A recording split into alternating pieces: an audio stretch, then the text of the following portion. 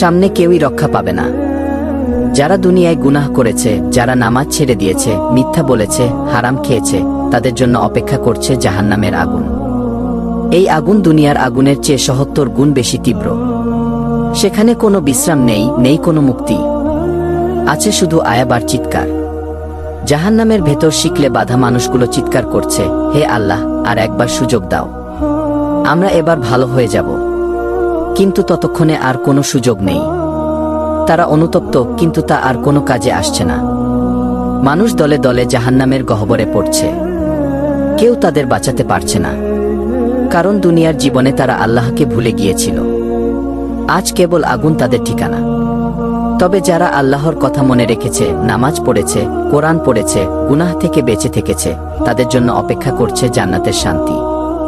এই পৃথিবী ক্ষণস্থায়ী, কিন্তু আখিরাত চিরস্থায়ী। এখনো সময় আছে।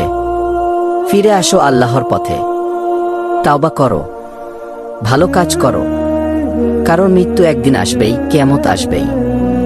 আজকে যারা জীবিত তাদের জন্য এই বার্তা, জেগে ওঠো, বদলে যাও, না হলে পরিণতি হবে জাহান্নামের আগুন।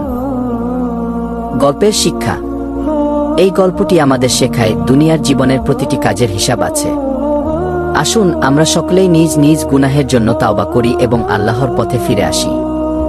বন্ধুরা, ভিডিওটি ভালো লাগলে অবশ্যই একটা লাইক দিবেন, আর আপনি আজকে নামাজ পড়েছেন কিনা কমেন্ট এ বলে যান।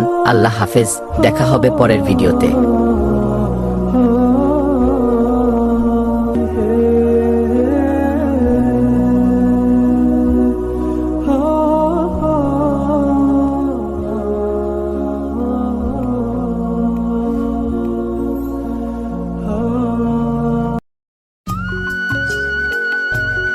সাবস্ক্রাইব করো জেলি টোন, প্রেস করো বেল আইকন।